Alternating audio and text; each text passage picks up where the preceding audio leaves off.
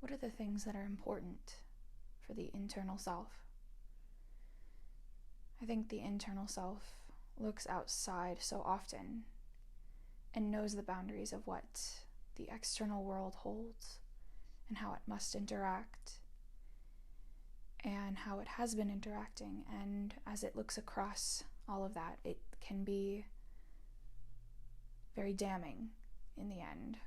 But I think that there's a key within each person, a key that can open up a new way of experiencing oneself outside of the way the external world has confined them. And to me, it's almost as though, or what my internal self tells me, is that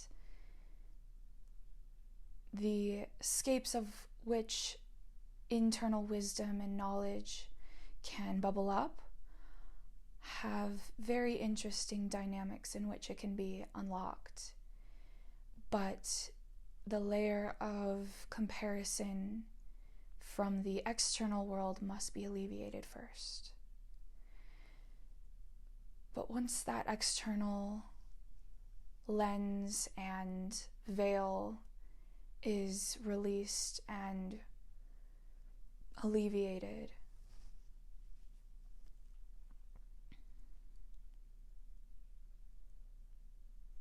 the first thing that has to happen is there has to be a love there. There has to be a appreciation. And once you get to the doorstep of appreciation, there's infinite possibilities of what your inner self can bring to you next. But you have to first step in line with internal love, a loving care for the inner child aspects and for the higher goddess aspects.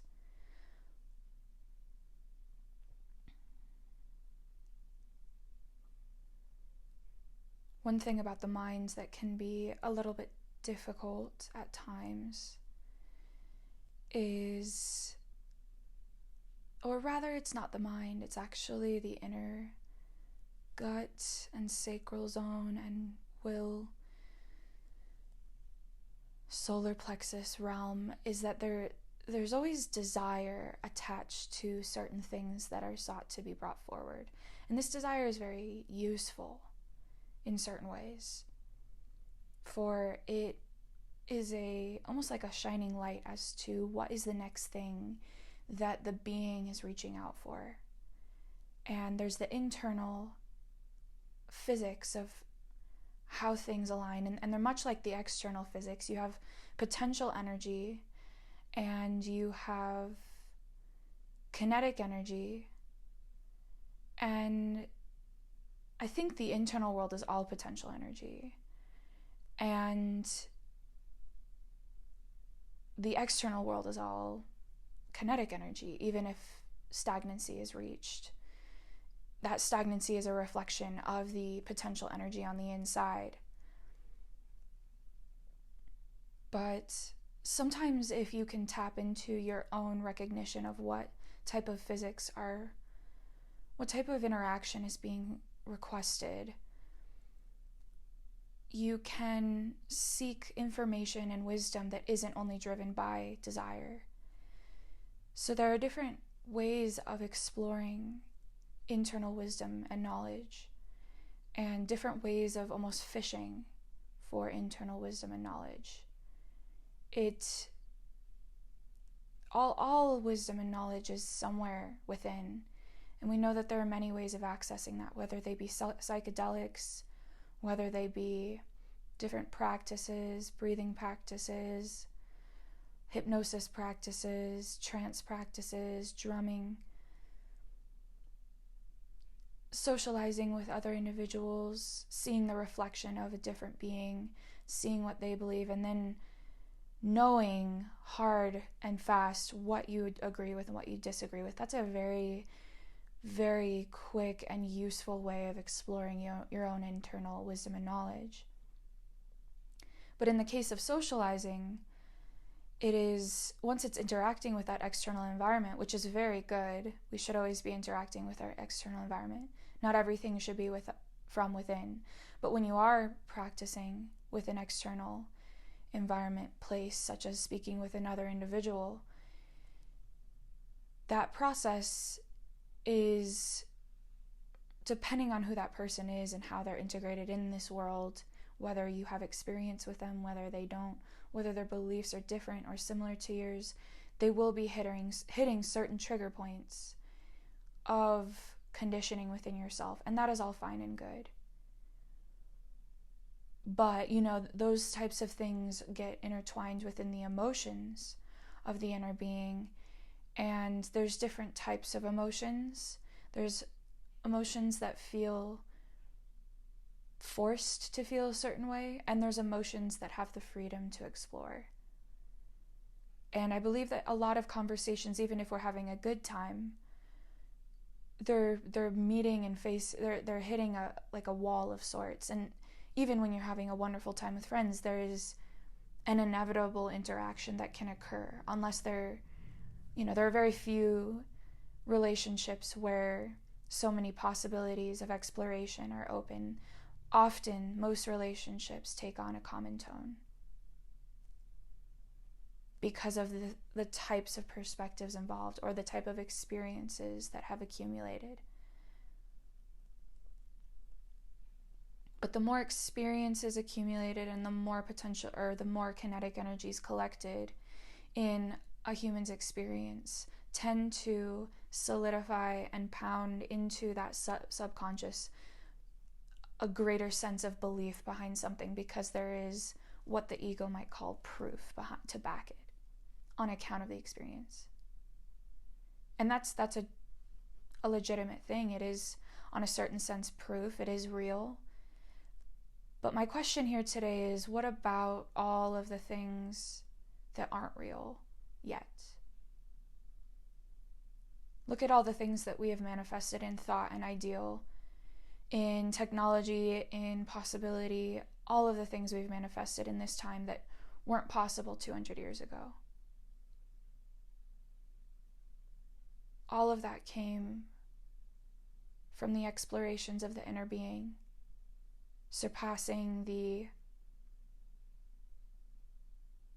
doubts and expectations of what is real, and imposing what is needed, desired, and believed and imagined from the inner being.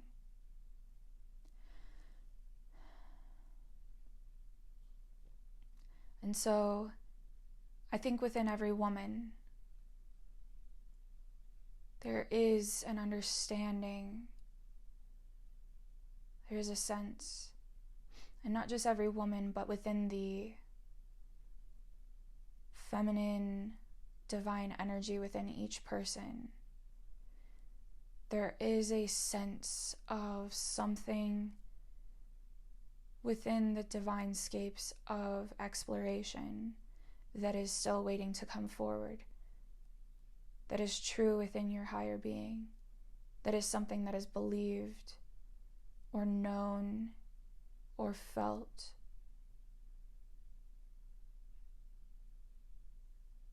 And all of those parts of you are parts that haven't really been able to be practiced yet. They haven't been able to manifest in your surroundings very often, and so they are almost by the ego presumed to be not as real, or almost not as much of your own.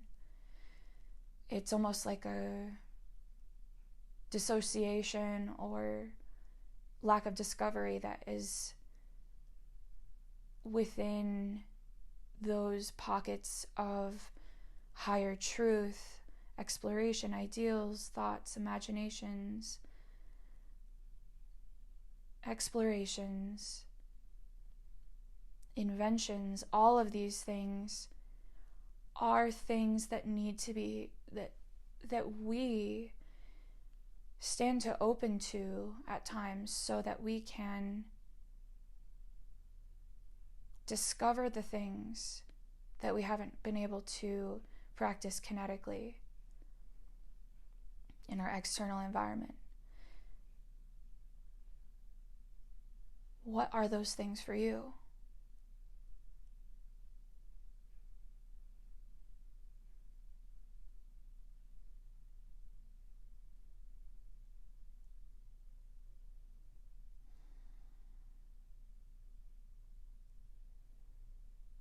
It takes allowance, practice of allowance, and a little bit of courage and discipline and patience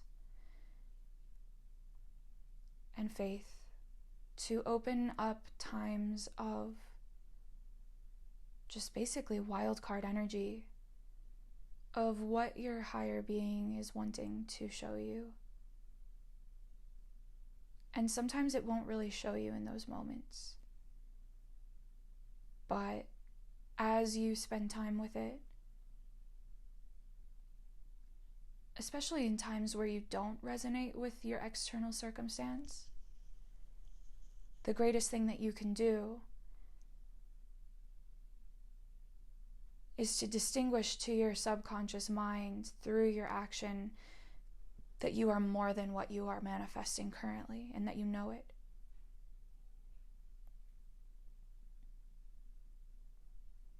And to know deep down that you're not rooted into the mundanity of your experience. And that even though you can't see this more sovereign form of you showing up right now, or this more victorious form of you that you feel, or successful form of you, the question really comes, why is success so craved by the ego? Even if it's something that we have learned isn't really what brings us joy, if that is something that you've been able to digest and accept and know that success is everyone's right, but that ultimately things don't always work out when you only place your eyes and focus on the concept of success, because then you almost begin to fear it, right?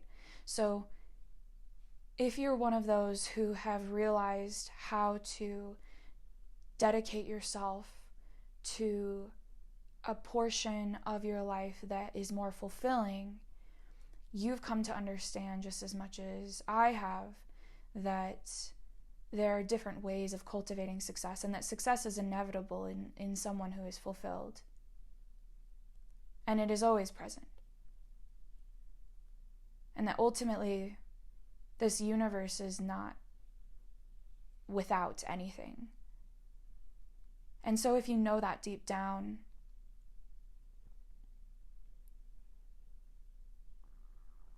the success that is sought in our inner desires of how we put ourselves forward, that is confined to allowing our outer environment to determine things for us. And what I'm asking of you today is to question yourself on how it is you would like to go fishing into your external environment, to explore portions of your being that would like to manifest in a more sovereign way, in a more established way, in a more stable way. And there are portions of your being that are not brought down by the triggers of that kinetic external environment that seek to tell you what isn't possible yet, because we already have proof that in this 200 years everything is possible. It only takes time. And it isn't to say that you shouldn't function in fear or that you need to get rid of fear, but to acknowledge and dedicate times towards acknowledging your higher wisdom that is able to access better understandings within.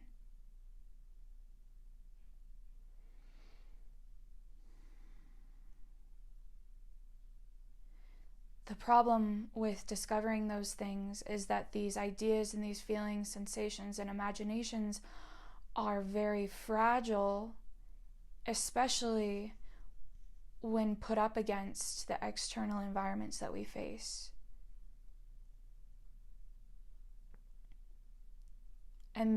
because if they were just brought out into the open immediately once discovered, that they most inevitably, in the first so many times and iterations of expressing them or bringing them up, they're so fragile because this environment doesn't support these vibrations of what we see and know within our higher being. They dwindle or they get chopped down really quickly, and it takes a courageous and brave, faithful, powerful, dedicated, and patient inner being to know that form that you just brought such ideas, knowings, graces, concepts, recognitions into that realm to, whatever you handed that to, it didn't have the vibration that you were trying to bring it up from.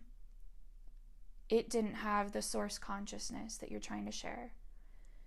Sometimes there are times and places in which you can share things and express things to someone who has that seed consciousness and recognition, but it is becoming less and less common in our immediate environment because people are beginning to wake up. And in that first waking up experience that happens, I mean, it might even take a few hundred years, I don't know, but each person might go through a quick wake up, but the majority of people are still caught in very, very dense ideals, fears, subjective understandings of what can and cannot happen.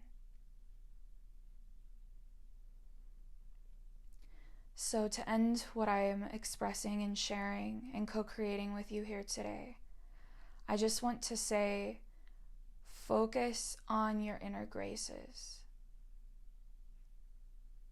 Or rather, invite them in. Request that you can acquire inner graces that allow you to interact in explorative ways so that you have more space to discover. Let your fear be what it is, but let your inner graces guide you onward. And I hope that you can discover many things within your sacred inner being.